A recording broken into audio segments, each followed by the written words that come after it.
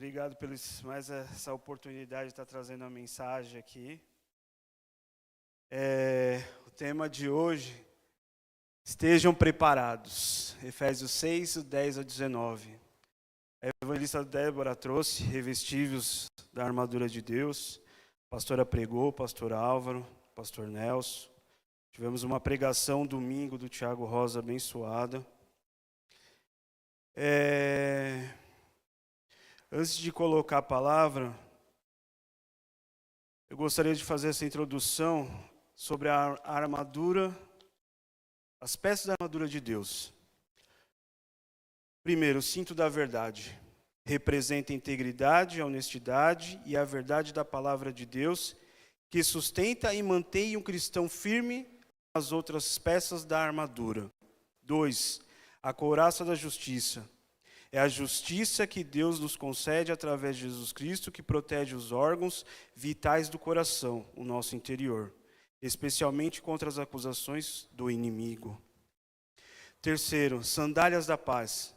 Significa calçar aos pés com a prontidão em anunciar e viver o evangelho da paz, apropriando-se da paz conquistada por Jesus. E o quarto e último, escudo da fé. O escudo da fé é a arma vital que nos protege das setas inflamadas do maligno, como dúvidas e pensamentos de incredulidades. Bia, por gentileza, pode colocar para mim Efésios 6, do 10 ao 19. Concluindo, fortalecei-vos no Senhor e na força do seu poder. Revesti-vos de toda a armadura de Deus, para poderdes ficar firmes contra as ciladas do diabo. Porquanto nossa luta não é contra os seres humanos, e sim contra os principados e potestades, contra os dominadores desse sistema mundial em trevas, contra as forças espirituais do mal nas regiões celestiais. Por esse motivo, veste toda a armadura de Deus, a fim de que possais resistir firmemente no dia mau, e havendo batalhado até o final, permaneceres inabaláveis sem retroceder. Estai, portanto, firmes, trazendo em volta da cintura a verdade e revestindo a couraça da justiça, calçando os vossos pés com a proteção do evangelho da paz, embraçando sempre o escudo da fé, com o qual podereis apagar todas as setas inflamadas do maligno. Usai igualmente o capacete da salvação e a espada do Espírito, que é a palavra de Deus. Orai no Espírito em todas as circunstâncias, com toda a petição e humilde insistência, tendo isso em mente. Vigiai com toda a perseverança na oração por todos os santos. Orai do mesmo modo por mim, para que quando eu falar seja-me concedido o poder da mensagem, a fim de que determinadamente possa revelar o ministério do Evangelho. Glória a Deus, Senhor. Deixa no 14, Bia, eu vou ler minha versão do 14. Portanto, estejam preparados. Portanto, estejam preparados. Portanto, estejam preparados. Estou repetindo 3 vezes para entrar na nossa mente, nos nossos corações. A gente está vivendo momentos onde a inteligência está muito. Daqui a pouco, alguns anos, vocês vão ver carros voadores, vocês não vão achar mais estranho. O dinheiro, papel, já está indo embora. Agora é celular, Pix. E com isso, a palavra de Deus na Bíblia fala que o amor vai se esfriar. Estejam preparados.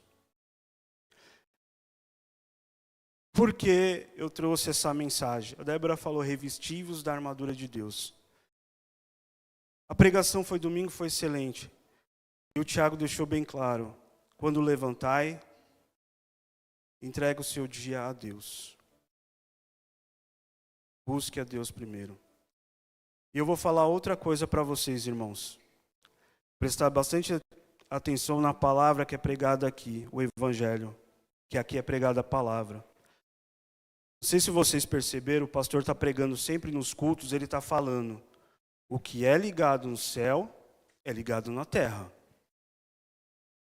Pode demorar uma semana ou outra, mas ele sempre está falando essa mesma mensagem.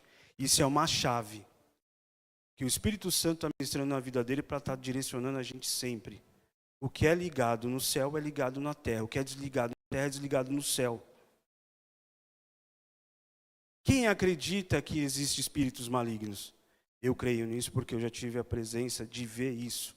E ligar para o pastor de madrugada. Estava preparado? Não estava. E se o pastor estivesse nos Estados Unidos naquele tempo e não pudesse atender a ligação? Ele sempre fala, né, que eu falei da última pregação, discipulado. Eu estou sendo discipulado nesse lugar. A cada dia estou aprendendo mais a palavra. Eu não sou teólogo, ainda não sou formado, mas todos os dias, um tempo que eu paro, eu leio a palavra. E com isso a palavra me confronta e ela demonstra para mim onde estão os meus erros. Como eu posso pedir algo para Deus em oração se eu murmuro? Como eu posso pedir algo para Deus que no trânsito eu esqueço que sou cristão e falo uma palavra torpe? Como eu posso me revestir da armadura de Deus se eu estou pecando contra mim e contra o próprio Espírito Santo de Deus? Aqui já foi pregado através do pastor, que hoje não tem cadeira, ele demonstrou que o Espírito Santo está na nossa frente e é uma pessoa. E muitas vezes a gente esquece disso. Que Deus é onipresente, onisciente, Ele está em todos os lugares. Quando a gente está numa fase boa, que são fases, igual primavera, verão, outono e inverno. São fases. Também é a nossa vida. Muitas vezes a gente prefere ver o final e não curte a jornada. E esquece da onde a gente saiu. Principalmente eu. Saí de um buraco, Deus foi me abençoando, abençoando, e me trouxe morar numa casa um pouco melhor. E, às vezes, o maligno, as brechas que a gente mesmo nós damos, nós vamos enfraquecendo na fé. E aí vem aquela situação, né? No versículo 6:10, não precisa colocar a Bia. Torne-se cada vez mais fortes, vivendo unidos com o Senhor e recebendo a força do seu grande poder. A força do seu grande poder. Quando o pastor me conheceu, ele falou para mim e para minha esposa, eu vou propor para vocês um salmo. Esse salmo eu carrego para a minha vida e vou carregar para os meus filhos. Eu vou ler aqui o Salmo 18, do 1 ao 3. Eu te amo, ó Senhor, minha força. O Senhor é minha rocha, a minha fortaleza, o meu libertador. O meu Deus é o meu rochedo em que me refugio. Ele é meu escudo e o poder da minha salvação e minha torre segura. Clamo ao Senhor que é digno de louvor e sou salvo dos meus inimigos que são invisíveis. A gente não vê. E nem peça esse dom para ver, que tem que ter muita força mesmo. É difícil. E aí, muitas vezes a gente se prepara para o vestibular. Tivemos um casamento lindo sábado, preparamos o dia todo para o casamento. E esquecemos de se preparar para Deus, para evangelizar outras pessoas. Esquecemos que somos, dentro da igreja, mais um sacerdote, mais uma pessoa com propriedade para levar o evangelho àqueles que buscam espírito em verdade a Deus. E a oportunidade acontece para todos. Não só para mim, não só para o pastor, mas para todos, em qualquer lugar. Aí, você lembra da história de Jó, né? diabo foi lá falar para Deus, quero ver se eu tirar tudo dele, ainda ele vai ficar com o Senhor. Perdeu tudo, perdeu os filhos, perdeu todos os bens. Ainda a esposa falou, amaldiçoa esse Deus e morre. Mesmo assim, ele não negou Deus. O que tira a gente da presença de Deus? É as dificuldades, é as bênçãos. O que faz a gente sair? Muitas vezes a gente deixa no automático a vida e a gente vai levando a vida, está tudo normal, está tudo bem, e a gente vai se esfriando, a Bíblia não é mais aberta, a gente não tem mais aquele gosto de ler a palavra. Só que vai ter um momento que Deus vai permitir que alguém te confronte. E aí? Você vai abrir a boca para falar besteira?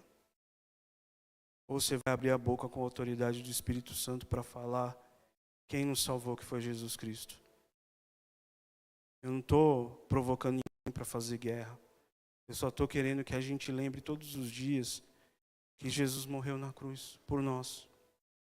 E que a gente possa ter a mesma força de vontade que a gente tem para as coisas do mundo, que a gente também tem a mesma força de vontade para as coisas de Deus. Quando eu busquei esse tema na minha versão em THL, está aqui, portanto estejam preparados. Estar preparado para a vida segundo a Bíblia vai muito além da armadura espiritual.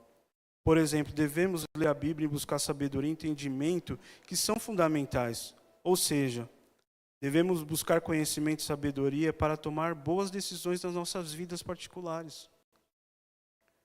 Também a Bíblia ensina sobre a importância da paciência e da perseverança em meio às provações.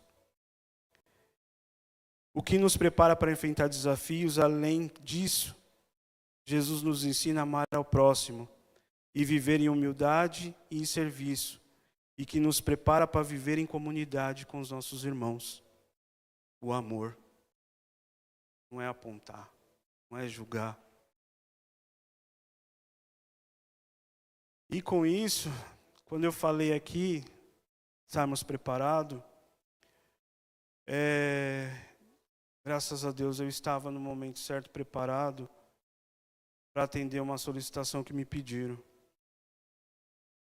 A minha cunhada, ela tem uma sobrinha que ficou grávida. E a neném nasceu prematura. Ela já esteve aqui na igreja, frequentou outra igreja. Muitas vezes o inimigo disse que eu era incapaz. Muitas vezes o inimigo apontou o dedo falando que eu não sabia falar. Muitas vezes o inimigo disse quem era eu. Só que naquele momento, a minha cunhada me ligou, ela estava no hospital, e ela falou, Renan, você pode orar?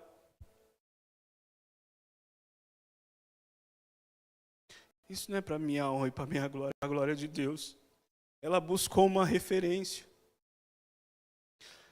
Quantas vezes a minha família me julgou por eu estar na igreja? Quantas vezes a minha família falou, de novo você vai para a igreja? E no momento que o meu próprio parente precisou, lembrou de mim, aonde eu vim, aonde com quem eu estava seguindo, que é Jesus Cristo. E eu orei fervorosamente. A criança nasceu, prematuro, está no hospital ainda, mas a criança está se recuperando.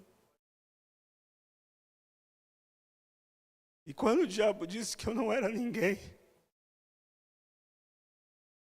Deus me mostrou que eu sou alguém para Ele. E Ele me cobrou e falou, filho, se prepara. Não vai ser a primeira vez que eu vou te usar. Às vezes o mundo te chama para você voltar e ver, o mundo te engana e fala, eu não sabia de nada, não via as tribulações, não via nada. Agora você enxerga todas as coisas. E você enxerga que muitas pessoas ainda estão na escuridão. Então seja luz aonde há escuridão. E eu, para estar encerrando a palavra, no culto de homens que a gente foi, eu fui tomado pelo Espírito e Deus falou que ia aumentar a tenda desse lugar. E Deus já está aumentando. Ganhamos um terreno no Paquistão, agora estamos na África. Às vezes, para algumas pessoas, a tenda pode parecer dinheiro, financeiro, tudo bem, nada contra, porque a casa de Deus precisa. Mas a tenda, alargar a tenda são pessoas, são gente. E hoje, qual o posicionamento seu e meu diante de Cristo? Para terminar, não devemos recuar, mas sim prosseguir para o alvo que é Cristo Jesus. Não temos mais tempo para discussões, e sim ações que nos façam fazer a vontade do Pai, que é levar o Evangelho a toda criatura. As tendas já se alargaram, porém as estacas precisam estar firmes no chão, para que a tenda não possa cair e ficar firme. Vamos obedecer a Cristo e vamos evangelizar a quem precisa. Glória a Deus, Pai. Obrigado, Senhor. Aqui eu encerro a palavra. Palmas, louva ao Senhor Jesus Cristo.